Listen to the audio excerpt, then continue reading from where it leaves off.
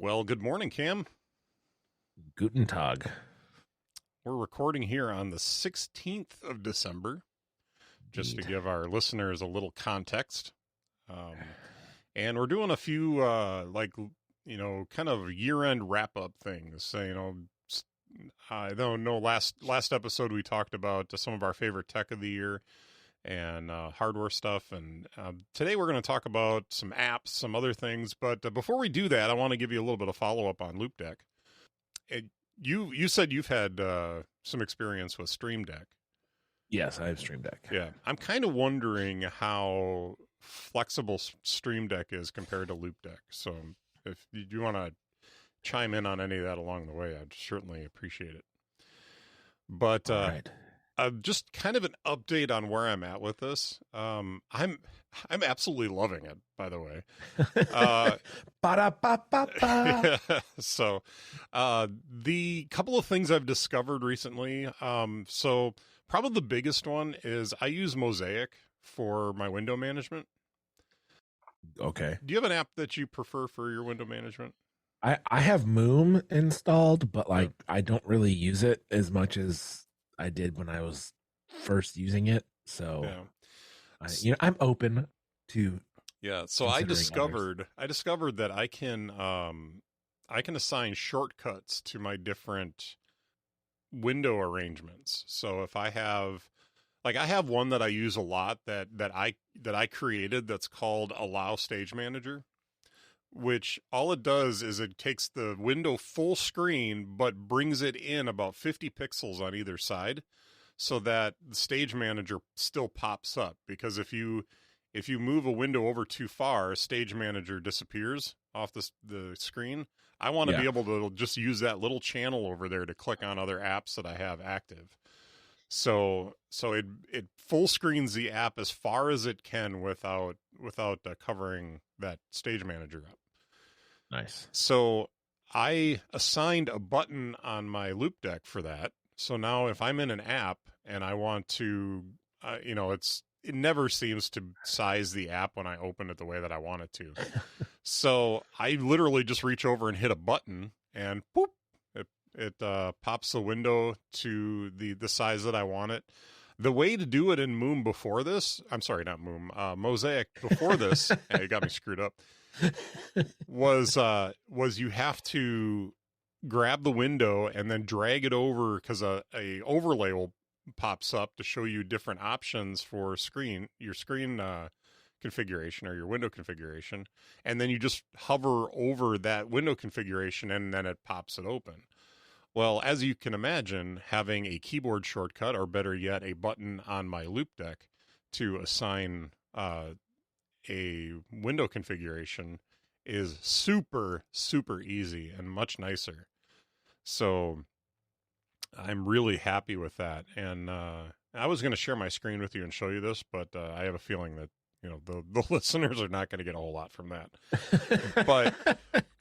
But one of the things I've really appreciated the customizability of this device, because on my normal front page of the Loop Deck, I have various app icons, and I added one of Mosaic, but the Mosaic doesn't open Mosaic. What Mosaic does is it takes me to the page that I have my overlays on. And so I can, if I have, I have some overlays to put a window on the left side of the screen and one on the right side of the screen. And so it takes me to that page where I can just hit the buttons on there to size the windows where I want them. And it's super easy, makes it a lot more convenient to do that. And it's really cool. I like it. It's fun. So, because it was actually kind of arduous to do it before. So, Loop Deck for the win. oh, I love it. And then I've been working with Logos to do a bunch of stuff in Logos that I can do through the Loop Deck, and I have it figured out now. It's not perfect yet, but I have it figured out now where I can tap a button and pop up the little verse topic whatever search bar, and type in my search, there is a option to be able to have a keyboard or like a 10 keypad on the Loop Deck. So I just hit a button and the 10 keypad comes up, so I can type my numbers in along with a period to do some of the shorthand for putting in verse addresses and stuff. Interesting. And then I still have to go to the computer to hit the enter button. I could probably assign a button for enter, but I don't know. That seems maybe a step too far, but it's really, really neat. And there's also, because of the two knobs that are on the Loop Deck, I have one knob for scrolling, so I can scroll up and down in whatever my active panel is. So if the Bible is the active panel, I can just sit and scroll up and down. But then there is a shortcut in Logos for, I don't know how much you've used Logos, but there's a little drop-down menu that's at the top of your Bible pane that has like verse, chapter, headings, whatever, and that's for skipping down through your whatever book of the Bible you're in. So you can go by verse, you can go by chapter, you can go by headings. I think there's a couple, like you can go by book if you want to, which I think is a little weird, but I have that set for verse. Well, my other knob is set up to scroll down by the verse. So if I'm in church, and I'm sitting in the sound booth, so I can have my little setup back there. And so the pastor says we're in Ephesians 4, 6 or whatever. I can type in Ephesians 4, hit enter, and then use that knob to quickly scroll down to chapter or verse 6. And it's super cool. I'm really liking how it's working. You bring your Loop Deck to church? I have my MacBook there already, so I just plug it in with a little short USB-C. And I love it. Again, I'm in the sound booth, so I know. I use my MacBook. I use my MacBook for other things related to church during church. I'm monitoring the live stream and stuff like that with it. But yeah, I hook up my Loop Deck. At least I have the last couple Sundays. So, but nice. The pastor runs his own slides now, so I can kind of sit back and actually go through the study and get distracted like everyone else. So that was funny. But anyway, that is where I'm at right now with a lot of the stuff, and like currently I've got Adobe Audition in focus right now, so my Loop Deck shows my controls for recording and adding cue markers and stuff like that. So yeah, I'm really liking this thing. Nice. And quite honestly, for what I paid for it and for how small it is, to be able to just throw it into I've got the I forget what it's called, but it's the little chord management booklet that 12 South makes. Yeah. Yeah, I just throw it in the red straps on the right-hand side, put it into my bag, and take it with me. And I've already got USB-C cables in here, so I don't need to take another USB-C cable with me. So, or I don't need to disconnect this cable from that I currently have connected to my iMac. I don't have to disconnect this from my iMac and take it with me. I can just use another USB-C cable. Gotcha. It's the wonder of having everything on USB-C. So, yeah, I'm almost there. Still rocking the old iPhone 13. So yeah, one day I too will be on all USB-C.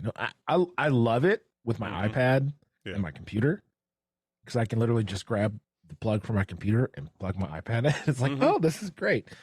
And my Meta Quest 2 VR headset is USB-C, and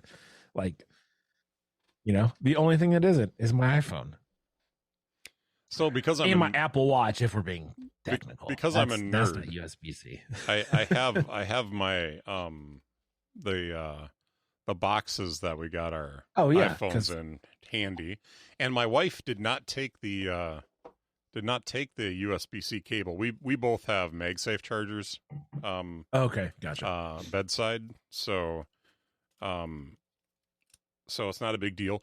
What I'm getting ready to show you is how cool these cables are. Now the cables that came with the device are braided, and with the iPhone 15, look at this. You notice how loose and like, like they're not like those other cables that they're stiff, yeah, that were all stiff and everything. These things are really like loose and easy to work with, and I love them. They're great. So. And, something to look forward to when I upgrade my phone. Highly recommended. I like those a lot. And yes, my wife left hers in her iPhone box. So anyway, MagSafe is an option. The only place I plug in my phone with the USB-C is in the car. So I just don't like to drain the battery down using navigation and stuff like that. So. All right. Well, are you ready to move on to our main topic for today? Indeed. I'm tentatively calling this Apps of the Year, but it's more our review or our reminiscing upon some of the changes that we made, some of the things we haven't changed, and stuff like that. So let's go ahead and get it kicked off. All right. Well, the first thing that I'll mention is that I have a screenshot of your phone, and I have a screenshot of the homepage on my phone in the show doc, and I will include these in the show notes today. So if you're listening, you can take a look at these. But already, Cam has questions. I do. So we're starting with yours then. Yeah, we can start with mine. All right, I do have questions. Like some of the stuff on here makes sense to me. You have the magnifier app on your home screen, which is the exact opposite of the Logos icon. It is kind of odd. It's kind of an odd. I didn't think about that until just now, but they look weird. So why do you have the magnifier app on your home screen? So I'm 47 years old and I have poor eyesight, and there's a couple reasons why I'm using this. So right now, of course, we're doing the Lego Star Wars Advent Calendar. And naturally, the Advent Calendar has the directions to put together each thing on the inside of the door that you open up to pull the thing out. I mean, they're all very small, and it's it's not very complicated, but that's where the directions are to put it together. So because I don't want to like get real close down to it and like stick my face against the table to look at it, I just use the magnifier app to be able to quote take a picture without it adding anything into my library. Gotcha. So what it actually works really nice for is if you have something that you just want to take a temporary picture of to look at it a little bit more clearly, you can do that without having to go back into your photos and deleting it or whatever. So life hack. Yeah, so it's kind of a nice little feature there. So that's what I use it for in that instance, because I can pinch and zoom to blow it up a little bit, and if I need to see a little bit more detail or something like that. But where I really use it a lot is at work. We have to receive orders that come in on UPS and FedEx, and the number that I need, the PO number that I need to receive those orders, is the tiniest text that you could ever get onto a label. So they do have it set up for us to be able to take a picture of the label, and then it does OCR and finds the PO number, but the PO numbers aren't always that easy. So what the magnifier does for me is I can get right down there, I can zoom in a little bit, take a picture of it, and then zoom into it a little bit more. Or better yet, if I'm out in the receiving department and I need to remember the name of a customer so that I can go look something up, I will grab the magnifier app and I'll take a picture of their name and walk over, and then I'll search for it. And then as soon as I hit the X button to get out of that picture, it goes away. And I don't have to think about it anymore. It's not something that saves in my library or anything like that. Interesting. Yep. All and the magnifier app, this is the Apple magnifier app. This app will also take multiple images. So if you've got, 3 or 4 things that you want to quick, like just get an image of, to be able to, walk across the other end of the department to look everything up, you can do that. So you just take a few pictures and then walk over there and do your thing. And then you can just, once you hit the little done button up in the corner, they all disappear and you're done with them. So it's actually a really convenient app to use for the little things that I use it for. So good to know. Yeah. So so I have another question, Mitch, Okay. about your home screen. The Journal app is on your home screen, which came to us via iOS update point whatever, right? Yes. I have not used this once, so I'm interested in your opinion of the Journal app. It is probably not everything that I hoped it was going to be. One thing that really boggles my mind is you're supposed to be able to start an entry, like grab a picture from that day or whatever. All it seems to do right now is give me suggestions from like 5 years ago. And I don't get it.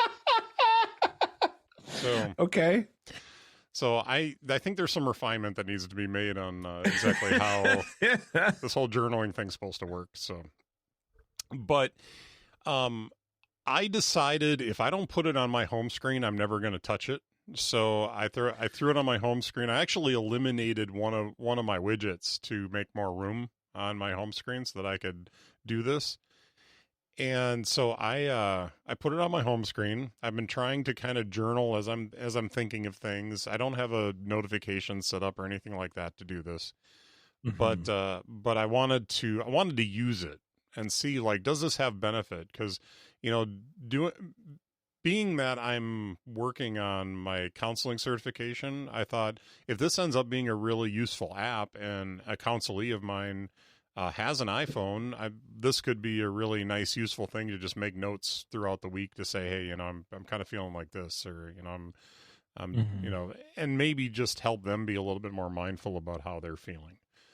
And quite honestly, that's kind of how I'm using it right now. Is just, yesterday I'm starting to feel the seasonal depression setting in, and so I was just mm-hmm. journaling about that yesterday. Without getting into too much detail, I just put a little note in saying that, I'm kind of feeling like this today, and I don't like it, and I want to find a solution to solve this. So, which I have a therapy light coming, so we'll see if that helps. But I actually did talk with just a side note about seasonal depression. A lot of people go and run over to the store and get vitamin D. To help with this. According to my instructor, who is, like he likes to say, a recovering psychologist. He, long story. But he's looked into all the science into like seasonal affective disorder. He doesn't like the term disorder because it's not a disorder. It's just, you feel sad because you don't have light. So, words mean things, so when you start using words like disorder, it can become one of those things where you start, it's tantamount to disease, you have something that is ailing you, and it's not ailing you. It's just, the sun's not out a whole lot and you feel kind of bad about that. So, but a lot of people take vitamin D for this, and he's like, it's not helpful. The vitamin D that you buy at the store, I forget exactly where it comes from, but he's like, our bodies don't absorb it. It's essentially a placebo for people. It doesn't work. He's like, what you can do in the winter, if you really want to, like, you have to get your body creating its own vitamin D. And the way to do that is he's like, go lay in a tanning bed 5 minutes a day or 5 minutes, every couple of days. He's like, that will actually cause your body to make more vitamin D and keep you happier. I do intend to ask him about the therapy lights because it seems like it would work on the same principle, but it might not. We'll see. I'm using myself as a guinea pig a little bit on this, but it wasn't that expensive. So, but that's just a side. If you're struggling with seasonal depression, look into actually getting more sun, whether it's real or artificial. And that actually is a huge help, versus taking vitamin D pills and stuff like that. So anyway. Yeah, I look out my window and all I see right now is just gray skies. People, someone who might live out in California or down south, where they get a lot of sun, Florida or whatever, they don't understand that up here, like, we can go weeks without seeing the sun in the winter, and that is rough on you emotionally. So gray skies are a thing. Yeah. That persist. Yeah. So getting back to the journaling app, I think it's very basic at this point. I haven't really taken advantage of, like, in the health app where you can do your, like, check-ins. I forget what they call it, but like mindfulness check-ins. Oh, yeah. I haven't taken advantage of that yet, but that should tie into this, where you can leave, like, hey, I'm not feeling pleasant right now. That's the terminology that it uses. I'm feeling really pleasant. I'm feeling kind of pleasant. I'm feeling less pleasant, So, but you can go in and you can put that in and say, I'm kind of feeling crappy right now. And hopefully that should migrate into the journaling app, and then you can go in and make comments about it. But I haven't tested that out. So yeah, that seems like a natural integration. Mm-hmm. Right. Yeah. So far, it's really basic, but it does have the promise to grow into something better if they put the work into it. So, gotcha. All right. Any other questions about this? I mean, you have folders. I do. I use folders a lot. Which I find interesting. So a lot of that has to do with, if I don't have it on my home screen, I don't remember I have the apps, and so so it's easy to like, oh, I was just thinking about this one thing, I should go do this, and then you open your phone, the thing, you open your phone and you're like, oh, I have no idea what why did I open this, so yeah. So I've done folders since they offered them, with the rare exception of right after they started the app library. I decided I'm just going to throw it all into the app library and search for it if I have to or whatever. But this is just a way more convenient for me, and it allows me to kind of categorize my apps so that I have them available at a couple of taps. But I don't have to search for them, or I don't have to figure out where they are in the app library, and just a little bit more convenient. Gotcha. There's one I was really hoping you would notice. Well, now because you got like your money and to do folder, your health and home folder, your entertainment folder. Oh, it's not the folders, but the chess icon. No, I mean, I kind of, those are there. My Jeep app. That's not the one I'm talking about, but I remote start my car at night when it's cold out. Right after I punch out from work, so I'm at the back of the building, and the 2 or 3 minute walk it takes me to get to my car actually warms up halfway decent between then and there. So that's really the only reason I have the Jeep app on my home screen. Yeah, I don't have. So I can start my car from my phone. Yeah, but well, technically, okay. So I can ventilate my car from my phone, but I can't start it. Okay. So the only times of the year when you would like to start your car, when it's really, really hot to get the aircon going, or really, really cold to get the heat going, is useless to me because it just ventilates, which means it's either pulling more hot air in the summertime or more. So I just don't even bother to do that with my car, which is annoying. I'll tell you, because I have a nice car and it should do that, but it's a 2015. So it's like right in that gap, right? You know, of like, oh, technology in the car is advancing to what it is, you know, now. Yeah. So I envy your ability to do that, especially in the wintertime. Get your car all nice and cozy. Yep. Well, anyway, why don't we take a look at yours, and this will come up. Well, what's the one that you wanted me to ask about? Now I'm confused. Well, look at my dock. Yeah, you have email in your dock. I have email in my dock. That's not what I'm talking about. Why do you? Because I look at that a lot. Notion or Things? Have we ever talked about me using Things? I think so. I'm the one that got you onto it. No, you weren't. What? No, I was using Good Task. I know. And then we've talked about Things multiple times on this show. Okay, Things is what I use. Let's just put it this way: you're not the reason that I downloaded it, because to me, I was just happy with Good Task, and I just downloaded Things the other day, and decided to try it out because I saw that they had made some improvements and stuff. But let's save that because we're going to go through and talk about some things here. Okay. But now we can roast my home screen. Let's go. Yeah. So I think it's cute that you're still using Obsidian, but dude, I love it. Yeah. It's my jam.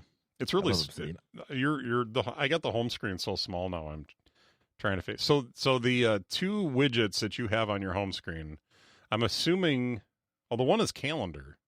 Yeah, top one's calendar. So no Fantastical? No, they upped their annual subscription, and I said no. Oh, okay.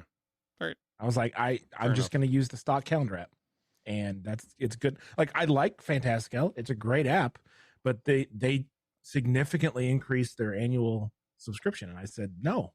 Okay. I will use a free calendar. Thank you. Okay. So. And then the other widget, I'm assuming, is Things. It is, yes. It's just a today view for Things. All right. Pictures and camera on the home screen. I feel, I'm sorry, photos and camera.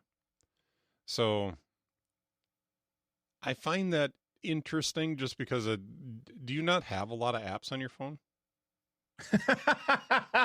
No, I have a lot of apps on my phone. Oh, okay.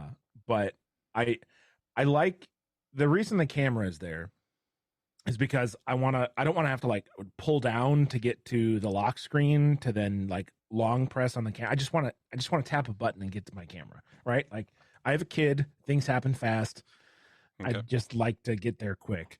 And then frankly, I needed an app to not have an empty row because I'm anal like that. Okay. So that's why Photos was there. It's like, fair. But also like I chose Photos not merely to fill the spot, but also because like I want an app on my home screen that is going to not be a waste of time. And I don't find looking back at photos of me, my kid, my family, my friends as a waste of time. Like that is a worthwhile endeavor to remember, you know, things that happened in the past, good times, good memories, that sort of stuff. Okay, fair enough. And I like the fact that they pair together, right? So that's the reason that those two were there. Got the New York Times games. I'm assuming I have become a crossword addict. Oh, hey, I like crosswords. Yeah. So that's there because I do the crossword every day and I do Wordle every day. So those are both in that app.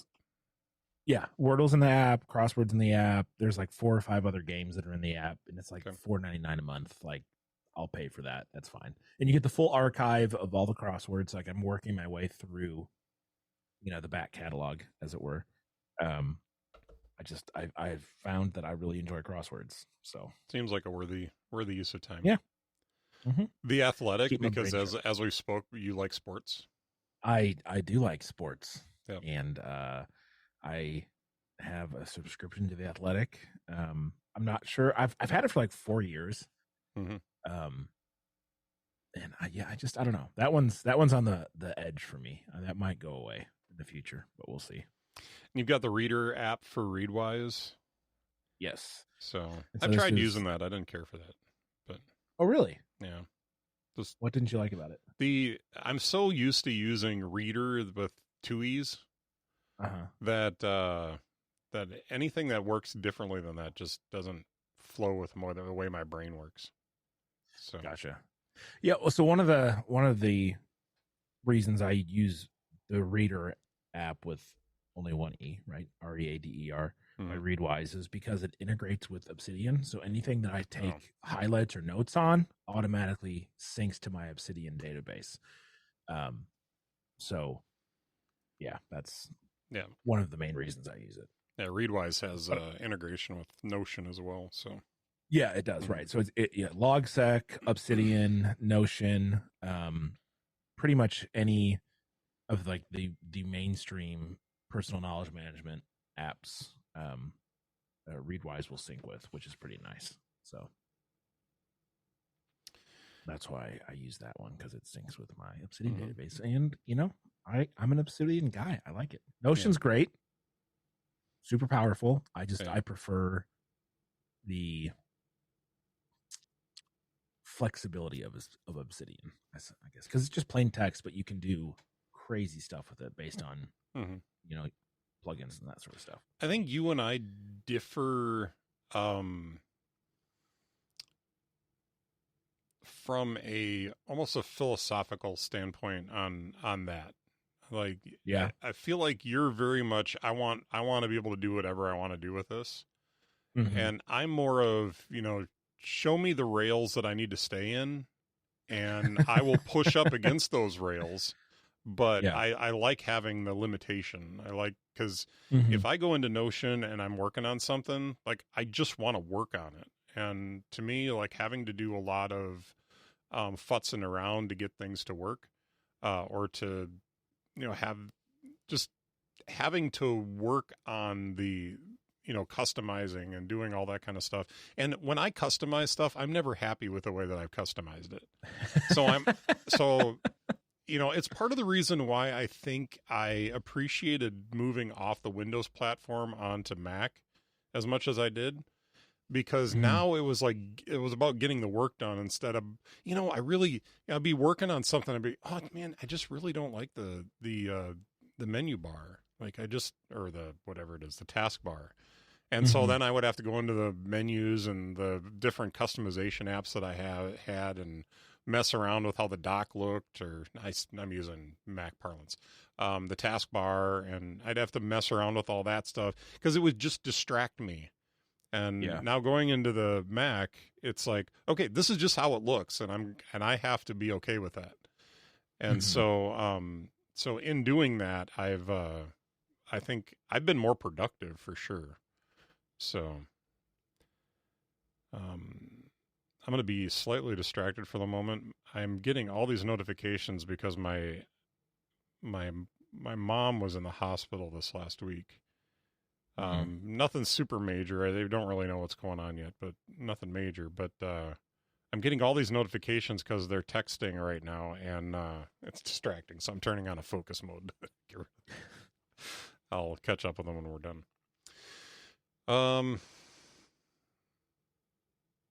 Anyway, so I think that's where you and I differ when it comes to like me liking Notion, because they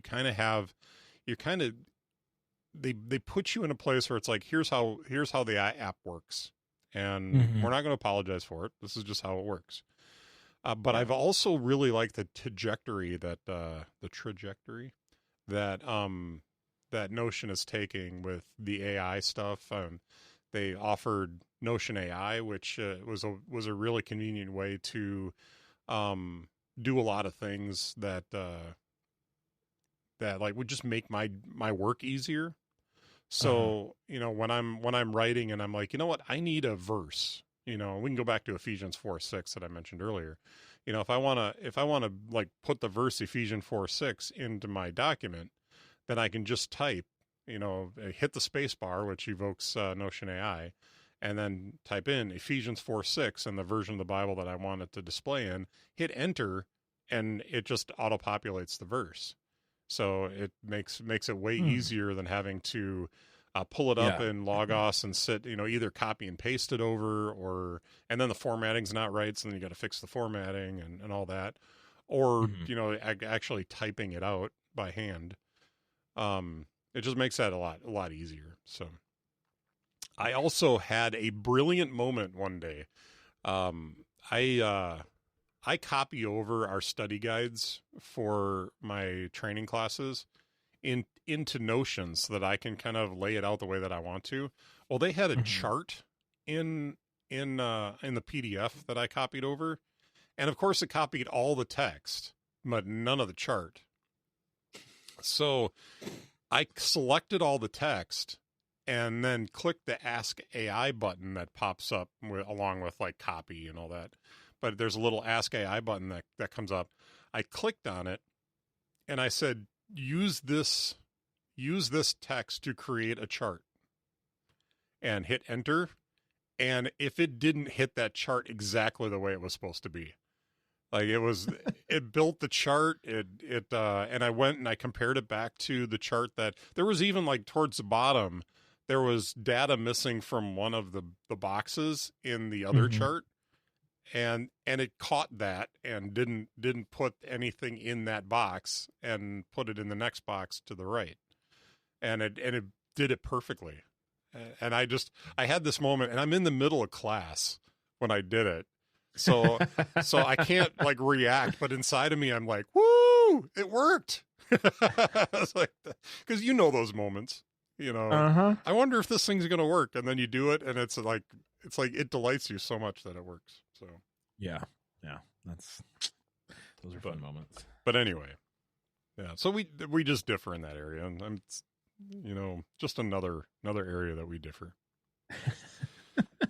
You've got Snipped on your home screen, which we've talked about before. I tried using Snipped. I just, my brain doesn't work that way. I went back to Pocket Casts. But Snipped allows you to save clips, right? Right, and it also syncs with Obsidian as well.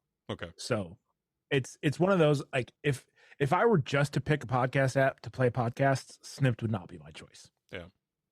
Pocket Casts, Overcast, both great options for various reasons. Obviously, you can go back and listen to my gripes with Overcast's stupid design. Yeah. But the reason I use Snipped is for the ability to save podcast snips, as they call them, or clips, right? And then it syncs with my Obsidian database as well, so that I can then search and use those clips, in other ways. So it's more of a utility to me than anything. I don't care for like the AI summaries or like their version of chapters. Like if we were to put chapters in our show, like Overcast would respect that. Pocket Cast would respect that. Snipped is like, oh, we use AI to make our own chapters. No, don't do that. It's dumb. I don't like it. Or they give you like the quick like AI summaries or whatever. And I'm like, I don't care about that part of it. That stuff annoys me.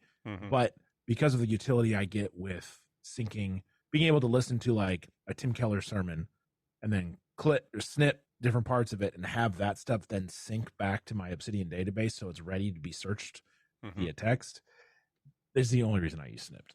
Yeah. And I don't listen that way, just quite honestly.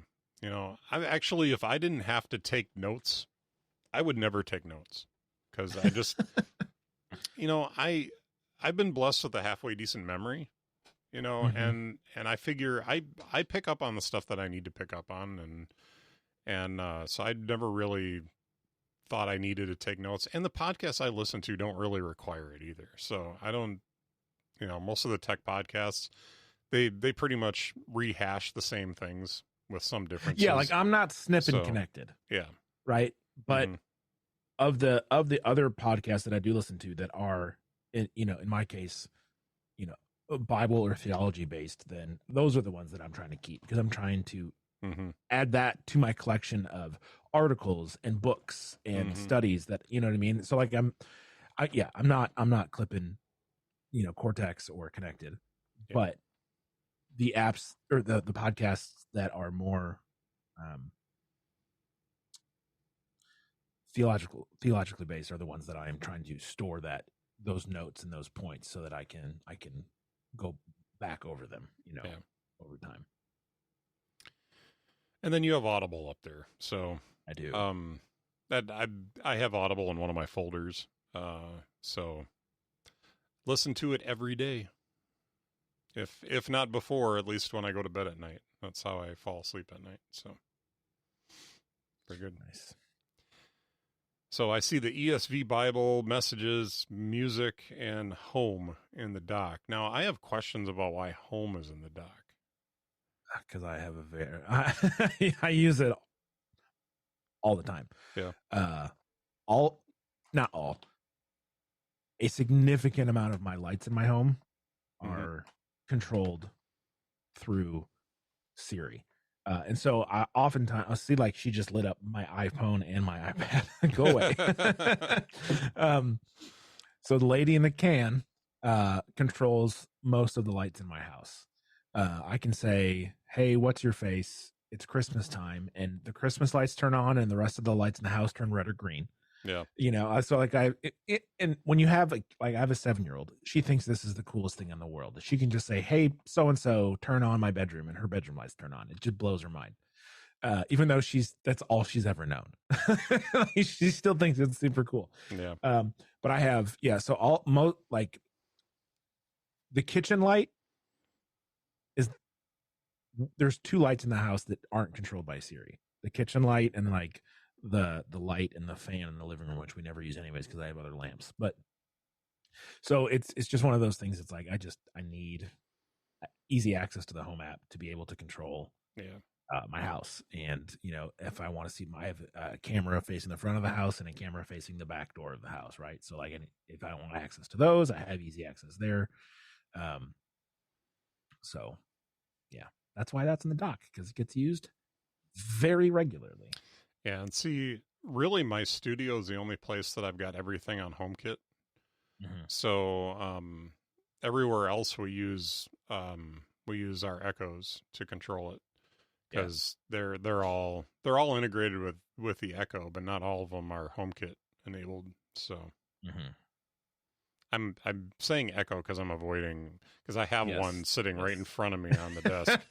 So yeah, I've got an Echo Show 5th generation that I bought for just to be a clock on my desk. So, but yeah, and the other thing too that is just makes me smile is that I have let my daughter make a couple of HomeKit scenes that change the lights to like just the most random rainbow colors. But like one of them is called Rainbow Beautiful, and the other one's called like Unicorn Surprise, like a very age appropriate.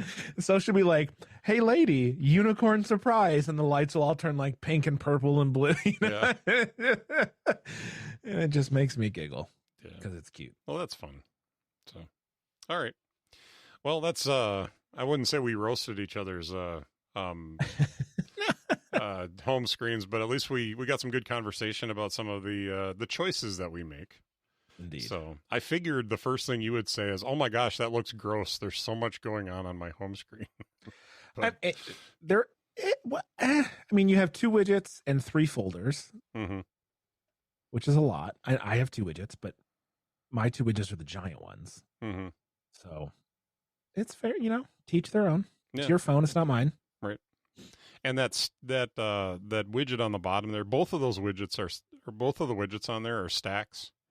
So the Pocket Cast widget that you see on the screen actually has music, Pocket Casts, Audible, and TV, the Apple TV app stacked in there. So it's a media stack.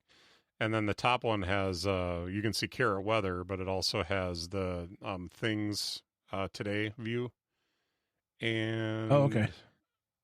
I forget what's in the other one. I'm using my iPhone as my camera right now, so I can't look. But but there's one other one in that stack too. But or maybe there isn't. I don't remember if I left that stack alone. Anyway, some of the things that I wanted to talk about today, along with this, is like how we've been using our apps this last year, and some of the changes that we made. And I think almost a year ago, we talked about a lot of different things. I can't remember if it was a year or 2 years ago that we talked about the podcast apps that we were using, and the task managers have come up fairly regularly. So because you and I think we've used just about everything that's out there now. So we've had some experience there. But let's start with productivity. What are you using for your email app right now? Honestly, just the stock Apple Mail app. I hate that app. I tried using it for a while and I hate it. I mean, I just don't like email in general. Yeah. So I just use the stock app and that's that. But like, I really don't want to check my email on my phone. Okay. So it's on my phone. I'm logged into my accounts, but yeah. Now, do people communicate with you through email? No. Like, yeah. See, and I get like real people that I have friendships with. No. Yeah. It's all, we either talk on the phone like old people or text. Well, no, I mean, friends. Yeah, we're texting. We're not communicating through email. But there are things that I get through my email on a regular basis. Order notifications is probably one of the big things. But there's some newsletters that I get through mail and stuff like that. But anyway, I'm using Spark because Spark to me just thinks the way I want to think. And, there's two different places that I can silo emails that I don't want to forget. One is a prioritize. So you can swipe over and prioritize an email. So it saves it up in the top, as something, here's something I don't want to forget about. I need to save up here.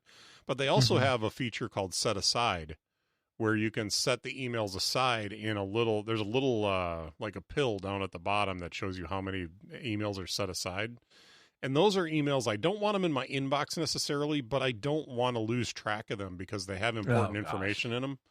So, but I don't want to prioritize them because they're not a priority right now. Oh my gosh. I could not do that. To me, it's like, I either just auto delete, like don't care, or I read it and then it gets deleted. Like I am not precious about any email communication whatsoever. So those emails tend to be like, what's in set aside tend to be, hey, when you get a minute, could you look at something for me, or could you like see if you could do this thing for me? It's people from church. I don't get any emails like that. People from church will sometimes email me with stuff like that. The study guides and communications that I get for my my schooling, for my certification, those emails, I don't want to bury them somewhere until like the module that they're for is done. There's a class that I need to register for January that we're doing on a Saturday in January. That the class is on reproductive loss and how to deal with reproductive loss. So, so that's something that they wanted us to register for. It's an outside organization that's doing the training. So, but that's in there, and I've got a couple other things that are just like, I don't want to see them in my inbox all day, but I don't want to bury them somewhere in my archive and forget about them. So, but anyway, the priority area is the area where I'll save like 2-3 emails that are currently important that I know are going to go away soon. So I'll have them like I'm getting a delivery from Amazon today. So I have that email kind of saved up there just to remind myself and keep track of that. And when that item comes, I'll archive the email and it'll be gone. So that's kind of how I use that. But Spark has the ability, as you have newsletters come in, as you have different, spam emails come in, you can block stuff. You can, but you can also archive or delete everything all in one swipe. So if you got a whole bunch of stuff in a folder, you just swipe it into a delete and it's gone. That's nice. So that's one thing I really like about Spark Email, and it categorizes, like there's a newsletter category, and there's a I forget what they call the other one that I get most often, but there's different categories that you go into that category, and you can just swipe them all away if there's nothing in there that you care about. So, but nice. But anyway, yeah, email. Task Manager, we already talked that we're both using Things. Mm-hmm. But so Things, you just pay for an app and you don't have to subscribe to it. That's one. It's like so old fashioned. I love it. It's a revelation. It is kind of going back to the old school notion of I pay $10 for the iPhone app, I pay $20 for the iPad app, I pay $50 for the Mac app. So that I'm finding just a little irritating, because it'd be nice to pay one price to just get it all, but without it being $80. But yeah, I'm giving it a try. I just downloaded it the other day and have been tweaking it to my liking. One thing it doesn't have that I don't like is it doesn't have templates. So I've been playing around with a few different ways to get templates in there, which the solution I have right now, I've read some stuff about using shortcuts for this. Yeah. But the way that I had templates in GoodTask. And so the workaround that I'm using is I'll go into GoodTask and I'll find the template and I'll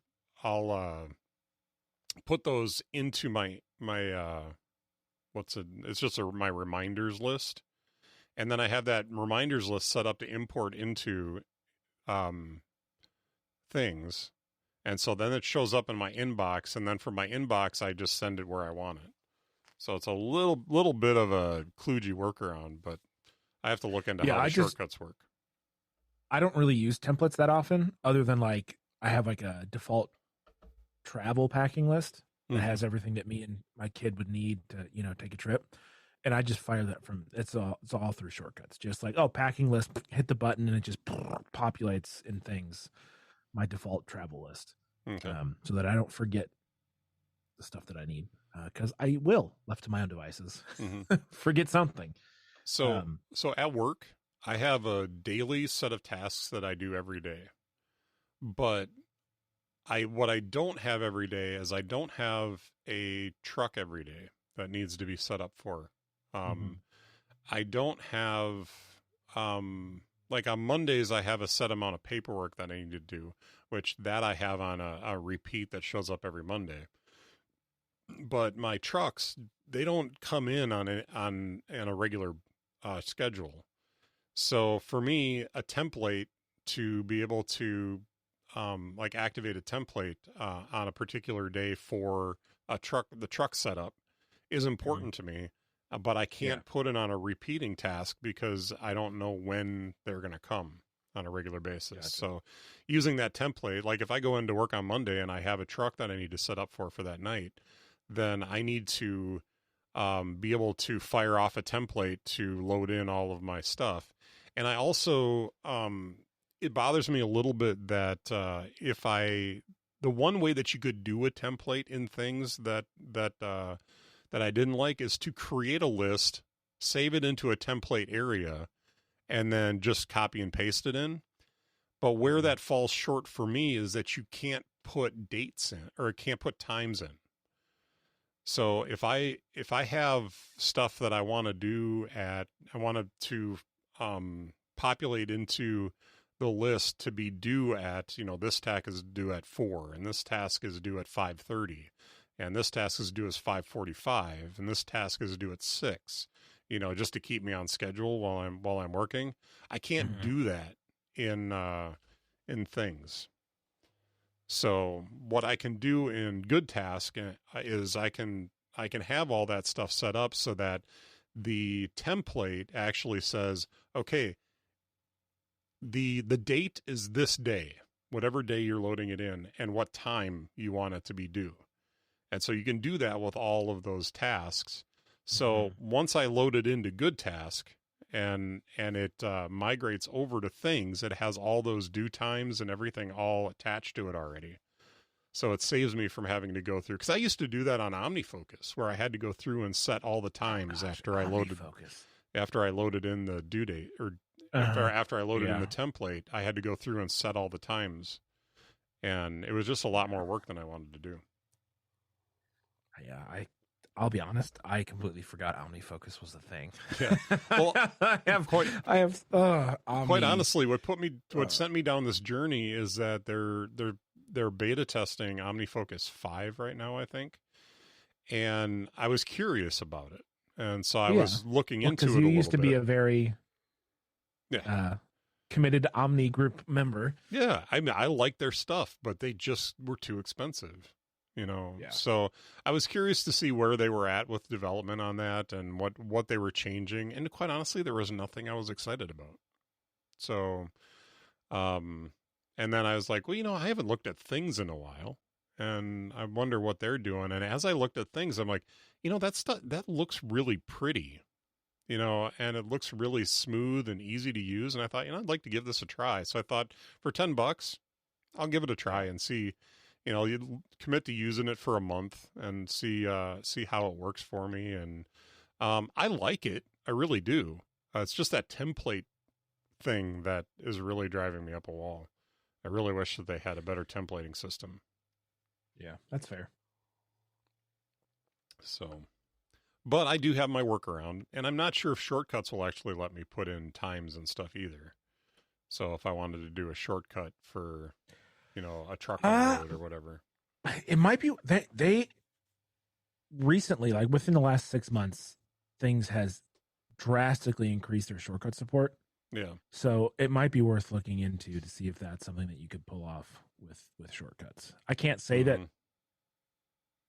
for a fact I know it's possible, but I would look into it if I were you. Yeah. Especially considering how is reliant, I don't know, but how often, like how meaningful template stuff is for you, especially with work. I would check it out just to see. Yeah, it sounds like I just need to spend a couple hours being nerdy with shortcuts. So, which never hurt anybody. No. Well, we touched on calendars earlier. You're stock calendar guy. Yep. I just love Fantastical. So I think there's things about Fantastical that just work better for me. I'm not sure that I can tell you what, but I know that that in the past I've moved away from Fantastical just to go back to the stock calendar app, and there were things missing that I couldn't deal with. So one thing that I'm actually working on right now and testing with Things is not having overlap between my calendars and my to-do lists. Because so many of your to-do lists will let you import your calendar into them. Mm-hmm. And like Things. Yeah. And Fantastical will allow you to import your reminders in. Right. So I'm like, well, what if I just use the calendar app for being a calendar and my to-do list app for being a to-do list and kept them separated? And so I disconnected all the integrations on either app and just using those like nice and clean and minimalist in both of those apps. And so far I'm liking it. It's been good. So I actually am using my calendar app a little bit more than I was since I did that, because I would open up my calendar app and it was just a heap of junk in that calendar app, and I just didn't like that. So That's fair. Anything else you can think of in productivity that you want to mention that I don't have on the list here?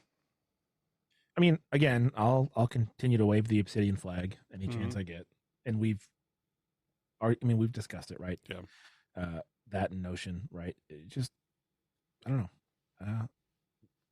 I like the fact that we live in a time where we can be very, very opinionated about that sort of application, and then have one that just works for us, right? Regardless of our bent, our our opinions, the way that our brains think. Like I just like that. Yeah. I can be all in on Obsidian. You can be all in on Notion. And there's like 7 other options out there besides those 2, right? You know, that's cool to me. And I like the fact that I have a system that works exactly the way that I want it to, that I can go to, whether it's personal stuff or work stuff. Like I have a work Obsidian database and I have my personal one, and they function very differently because they're very different in purpose, right? But I can, in the same app, serve 2 very different purposes and get everything I need out of it without even really thinking about it. And that's cool to me. And the way that people use Notion is incredible. What people are able to pull off with Notion databases is super cool. So yeah, I don't know. That sort of stuff it excites me because it allows, tools that allow people to do really good work. Yeah. And I'm glad that I'm not stuck with, Word or Publisher, which one should I choose? It's good to have really well thought through and built and executed tools to use. And I just like it. Yep. And I just realized I had you on the wrong mic. Or I was on the wrong mic. You were hearing me on the wrong mic. So. Oh yeah. Well, it sounds a lot better now. Yeah. No, the listeners won't notice because I record off of my studio mic. But you were hearing me on my iMac microphone, so which is not as nice. Not as nice. No. So I just switched it. So now you should hear me in all my glory. Yes, your bass is coming through much better. Thank you. All right. So I should say games. Are there any games that you're playing? We did talk about the New York Times games app, but are there any other games that you're playing that really got your attention right now? I mean, backgammon and Sudoku. Like, I feel like the old man in the room. I do crosswords and backgammon on my telephone. But it's true. That's what I do. So occasionally I'll play Alto's Odyssey. Nice. But solitaire is really, really my jam. So I've got. We're just the life of the party, aren't we, Mitch? Yeah. There is a new app called Infinity or Infinite or something like that. I'd have to look it up. But it's a game that is kind of like you matching 3, but it's got a really different take on it. And it's a lot of fun. Candy Crush sort of style, that matching? A little bit, but very different. Okay. So let's see if I can pull it up on my. I can't do games like Candy Crush. I downloaded it like 3 months ago. Mm-hmm. Because I'm early adopter, and I played it a lot, and then I started having dreams about it. Oh yeah. And I was like, this is not good for my brain. Like if I'm dreaming about Candy Crush, I just need to stop playing this stupid game. So I just deleted it from my phone. I was like, I'm done. And I haven't dreamed about it since. Yeah. But it was invading my sleep. Mm-hmm. I just can't do games like that. Apparently my brain just latches on. It's called Finity. Finity. Okay. Yes. Let me see if I can send it to you. I just told you I can't play games like this, Mitch.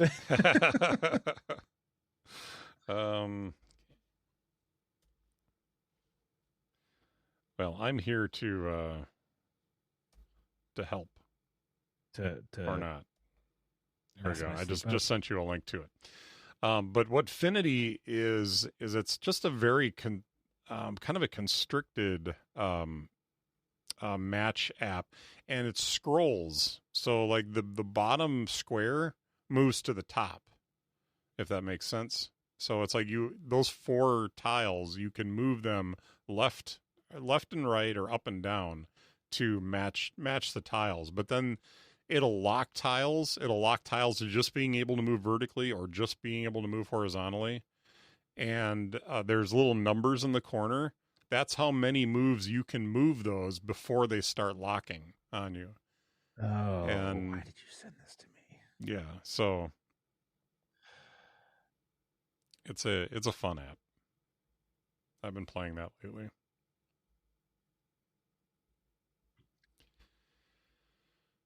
So, all right. Well, I may or may not be downloading on my phone right now. Either peer pressuring me. Well, you know what? Here's another cool thing about the iPhone that I've played with a little bit recently.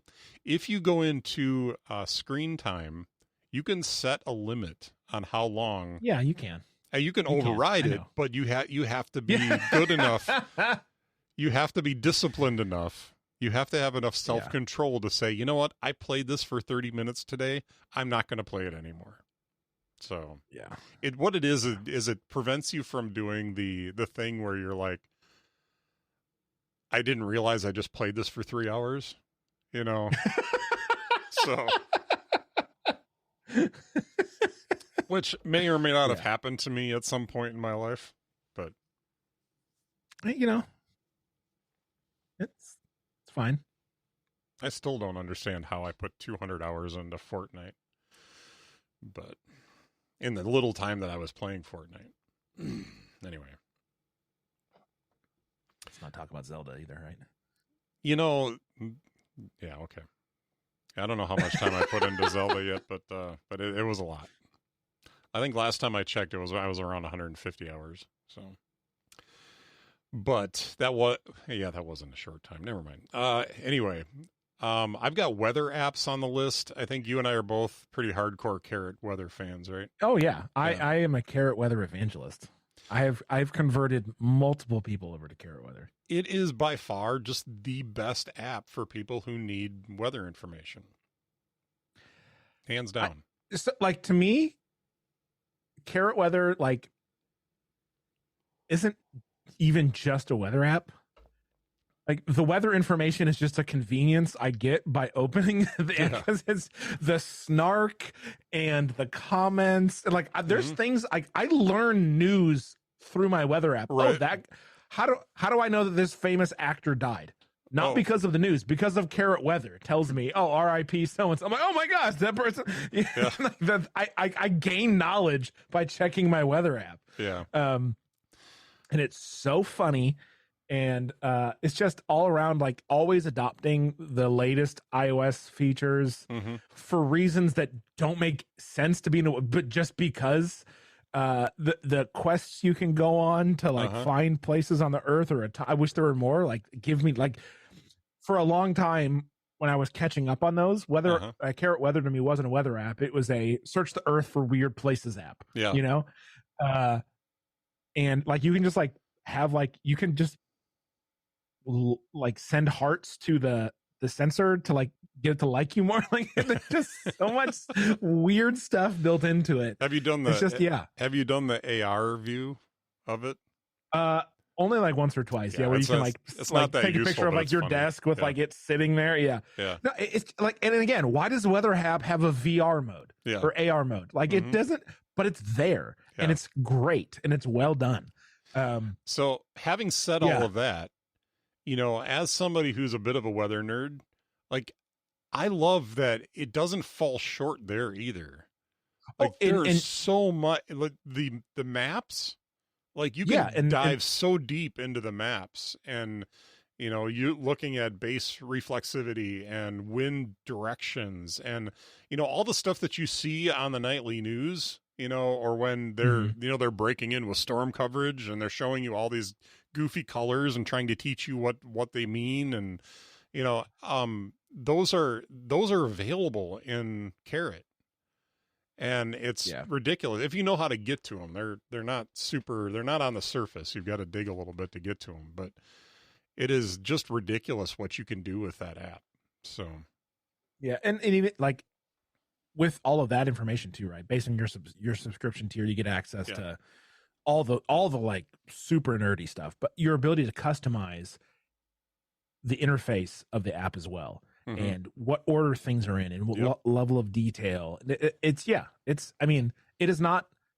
Yes, it's a weather app, and it's a very darn good way. But like overall, in total, it is to me a requirement on an iPhone to have that app, just for all of the reasons that we said. It's just wonderful. Well, and the developers, it makes me laugh most days out loud. And with strangers in earshot, I will open my phone and laugh out loud because of what it says. And there was a popular weather app called Weatherline for a while. Were you familiar with this when it came out? Okay, so it was a very basic kind of minimalist weather app that basically showed you a line that as far as like where temperatures were going and stuff like that. A lot of people liked that app because of its simplicity. Well, when they shuttered that app, the developers of Carrot said, you know what, we're just going to make that a theme. So they created a theme that was very much like Weatherline, and they have it in the app now. So, you know, if you liked Weatherline, you can download Carrot and use the Weatherline theme. I don't know if it's called Weatherline, but there's a theme in there that they did that was supposed to look like Weatherline. So it's pretty cool. There you go. Yeah. I don't use it. I didn't use Weatherline, but I thought it was kind of neat how they were like, hey, you know, if you like that app and you want to use ours, we have a way for you to enjoy the same features that you're enjoying this other app, along with all the rest of the features that we have in our app. So, yeah, the developers of Carrot Weather are just knocking it out of the park. You forget that they have like a bunch of other apps that are in the Carrot family. You know, I tried their Carrot, the Carrot workout app, where it yells at you and tells you that you're fat and stupid. I tried that for a while, and you know, it was funny and everything. But yeah, they've got like a habit tracker too, sort of like a streaks sort of deal. Yeah, there's a whole family of Carrot apps. Yep. Yeah, and the one that yells at you and tells you you're fat and you need to work out. And I like too that you can set, like in Carrot Weather, you can set where you are on the political spectrum, right? You know, flaming liberal, flaming conservative, anywhere in between. And then you can set the level of snark that it will give you, one of which is called homicidal, in which it will threaten the lives of you and your loved ones, all the way down to like super. It's just the level of, and I have it set perfectly for me. Moderate on the political spectrum, whatever is just south of homicidal is where I have it, so like it won't give me the F-bomb, you know, but we'll still like be like, oh, I'm gonna, you know, it will threaten me in less vulgar ways. It still cracks me up because, you know, I don't need F-bombs for my weather app.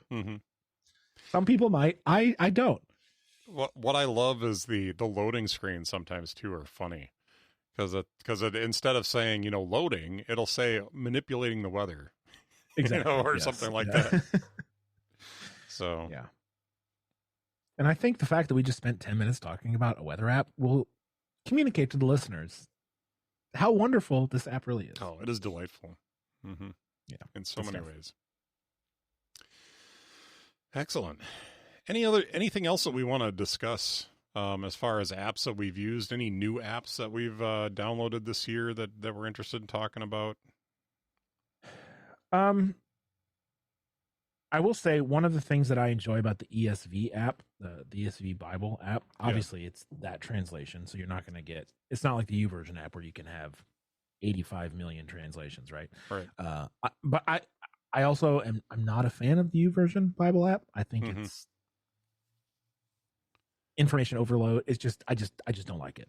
Well, they've really, if I'm remembering it correctly, because I used it years ago. I'm 100% into Logos, so everything I use is Logos. Yeah. But if I remember correctly, it was really pushing into community and, you know, people being able to comment on scriptures and stuff like that, and it was a lot. And doing shared plans together, like design wise, it's just too cluttered for me still. Anyways, but one of the nice things about the ESV app is it's the Bible text. Like it is clean, but also they have added recently audio so you can listen.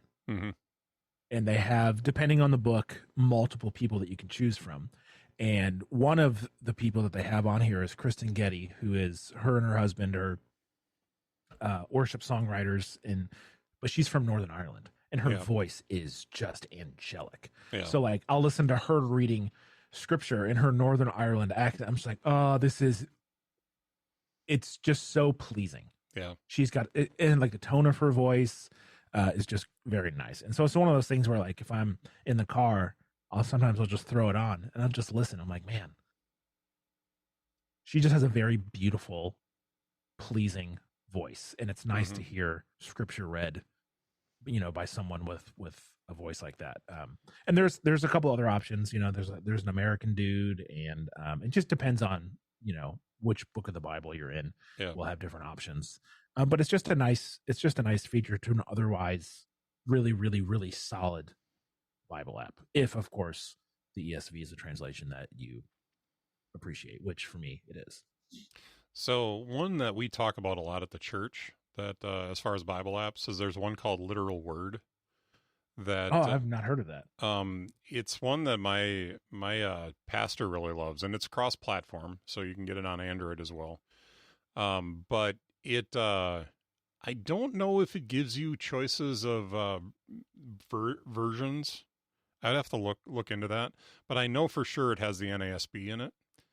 Okay. And it also, as you're reading through, if you want to look into the Greek and study into the words themselves, they have tools in there for that. So if you don't want to dive into something like Logos that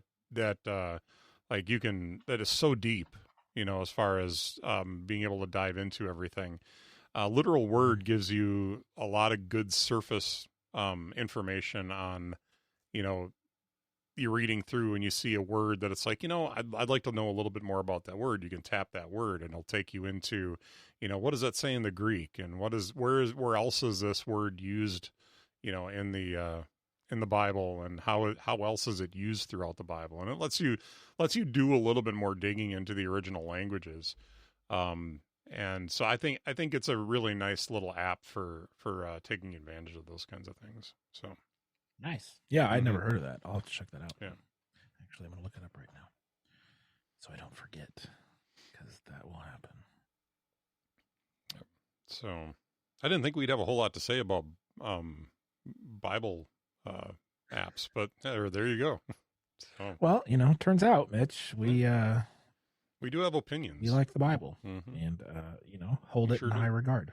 We do. I can't think of a whole lot else that we should talk about. Sorry, I just dropped my phone for no reason. It just like shot out of my hand. Well, it's just as I started talking, I thought I scared you or startled you. Yeah, maybe. Yeah, I was doing like you gotta hit the double tap the side button for Face ID or whatever, and like it just shot out of my hand. So, too much force. I'm too strong. So why that was funny, and the listeners aren't going to get this because I'm going to edit out the silence, but we stopped for a second, and you were downloading Literal Word, and there was it was like a solid like 15 seconds of silence. Yeah. and all of a sudden I'm just like, oh, and you just like jumped, and it looked like you were about to throw your phone. I did throw my phone, in fact, onto my keyboard. So too funny. Anyway. Oh, I hope the listeners think that stuff like that's funny, and they're not just, these guys are a couple of knuckleheads, which probably is not. I've been called far worse than a knucklehead, so I'll take it if that's where we're at. Yeah. So I've always said the podcast I want to do is a couple of guys who really love, or a couple of knuckleheads who really love technology and God, and here we go. Here we are. So. Anyway, multiple years down the road. Yep. So I don't have much more to talk about. I was looking through some of the other apps that I have here, and there's nothing that I think has really been left unsaid. I will put a pitch in, and we haven't done and probably won't ever do sponsors on this show. But Setapp is such an awesome place to go to get just a collection of just great everyday apps for the Mac. And they do have some iOS and iPad apps in there as well now. So, so it's not just Mac stuff anymore? No, it's they do kind of they do kind of a little trick to get the iOS and iPad apps onto your device. It's like you're redeeming a coupon to get it, but they do work. So there's a few apps that I have that are cross-platform, so I'm able to put them on, all my devices. So, but there's stuff like CleanShot X. There's it's a good Clean Your Mac, right? Clean Your Mac X. There's a bunch of different just really good utilities. Screens is available, and if you haven't used Screens before for doing like VNC remote work, it's really, really easy to use and really good. I really enjoy it. There's been a few times that I've had to do stuff on my iMac at home, and I was at work, and I pulled up my phone and literally logged into my Mac and did the stuff that I needed to do, and then logged out. And it was, I think I actually might have posted a episode of our show that way once, because because it didn't post correctly, and I needed to fix it. So it was either that or it was for the church, but it was really just a quick like upload the audio and then put it online, and I think I finished up the rest of the stuff I needed to do later. But yeah, it's a great little app for that. But anyway, yeah. So are you ready to talk about what's delighting us today? Sure. I'm totally not. I have no idea what to talk about, but so what's delighting you today, Cam? So I'm not going to get into specifics with this, but I will just say that there's a personal relationship that I am enjoying a lot, and I just, in my situation, which if listeners have listened to the show in the past will know, I'm a single dad, and I don't know. I never thought, I don't know. This is all very, what's the right word? Non-detailed. I found someone I like a lot, is what I'll say. But I don't want to get into details or get ahead of myself because it's still new and fresh and all of that sort of stuff. But it's nice to be, what's the right way to say this? Constantly surprised in a good way by somebody in their character, in their personality, their integrity, their faith, to just constantly be like, oh, you're awesome there too. Okay. And just to constantly just be surprised in good ways. So yeah, I know that's not long or super detailed, but like it's also my personal life, so but if I'm thinking of what's delighting me, that relationship is the thing that is just absolutely at the top of the list. So I'll leave it at that for now. I will just say that for my wife and I, we're very happy that things are going well for you. Well, I appreciate that. So, and I will not be more specific than that. So, how about you, man? What's delighting you these days?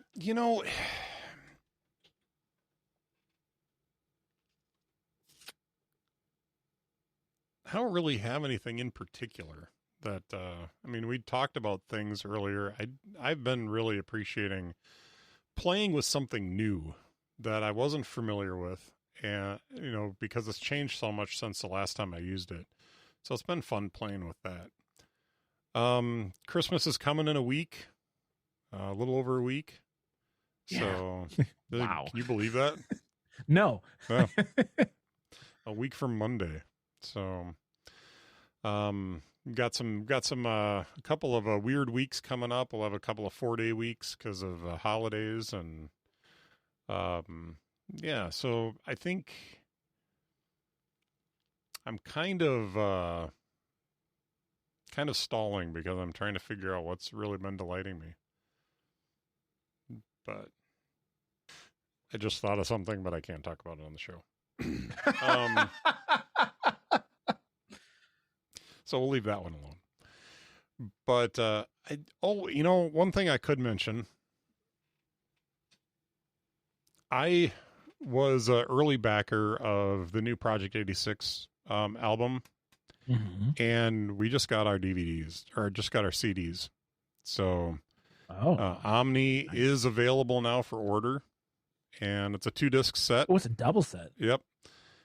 20 songs. The first disc is basically the concept album, the story that it's telling. It's kind of an end times, the hubris of man tries to usurp God, and God answers in kind.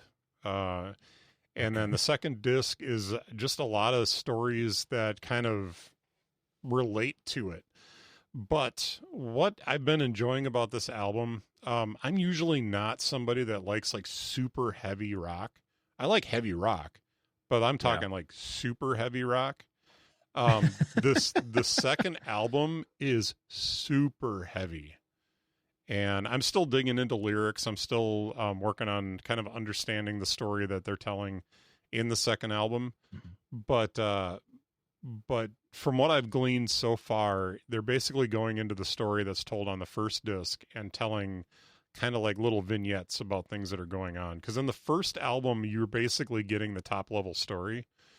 What I'm perceiving right now from a few of the songs that I've listened to, and I'm starting to get, is that the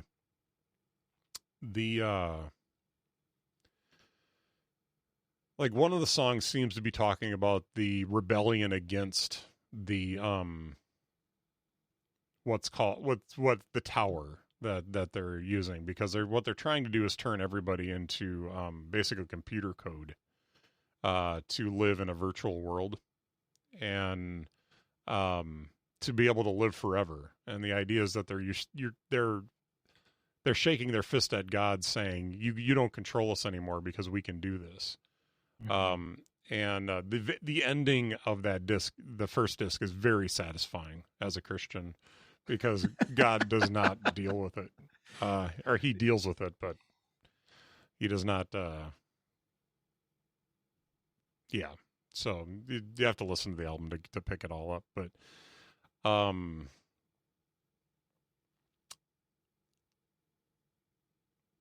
think the line "Beyond your dominion lies the arbiter of devastation" is probably my favorite line in the whole first album. So, but anyway, can unpack that. But yeah, it's been a lot of fun listening to this and being a part of this project, really, because helping to fund it and kind of being able to go along on the journey with the guys. It's been good. So, but yeah, so I guess I'll say that's delighting me right now. There you go. Yeah, the first album is out on digital, so if you have Apple Music or Spotify, you can listen to it there. The second disc will not be out on digital until early next year, I think. So.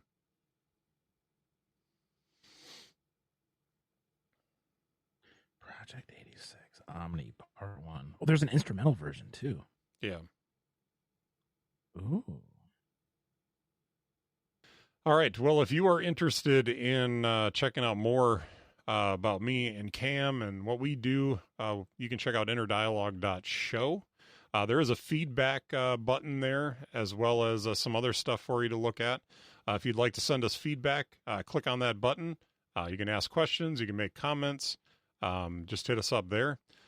You can also find more information about me at mitchcraig.online. Cam, where can they find you? CamBrennan.com. Perfect. All right, Cam, it's been fun. I hope the rest of your day goes as beautifully as the last hour or so has gone.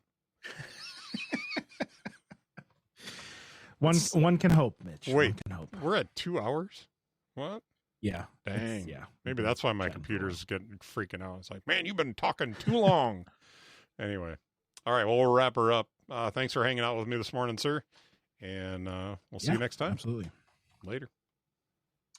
Bye.